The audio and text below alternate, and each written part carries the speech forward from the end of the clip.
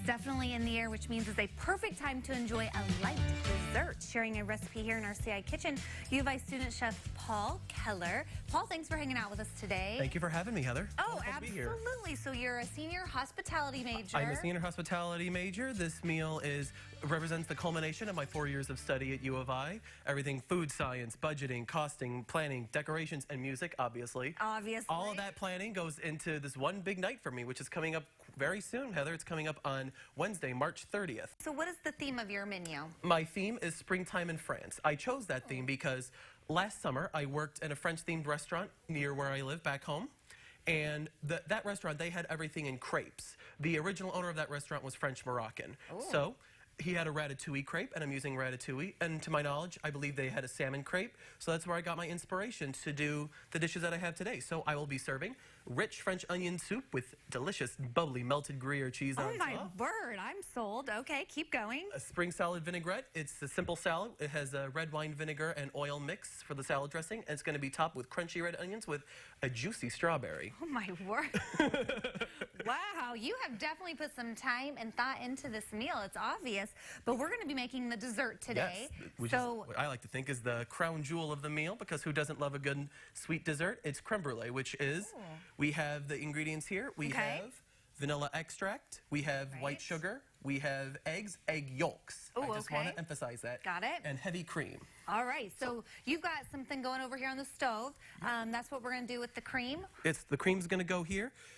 It's a makeshift double boiler, so if you don't have a real double boiler at home, you could just put like this, like a bowl on top of a pan with simmering water. Right. Why are we doing that? It's to help the cream it sort of gets it a little thicker. Okay. Which makes a more firm product. Okay, and now I'm going to crack some eggs here because we need 3 egg yolks. 3 egg yolks. It is very important that we need just the yolks, because if you use the whole egg, long story short, you're basically going to make sugary scrambled eggs. Oh, well, we'll save that for another meal, but not today. And then we got the sugar and the vanilla. Is that all going to go in with that? Yes, once the cream gets a little thicker, we're going to mix it in with the egg yolk mixture. And then what happens is it'll get baked in the oven for 30 minutes, where the custard will be set, and then we let it chill for about an hour, preferably overnight. And then afterwards, after everything is set and done, you sprinkle a little sugar on top, and you torch it with a little torch. We're going to get the fire out today. We're going to get the fire out. We're going to torch it. It's going to be caramelized. It's going to be delicious.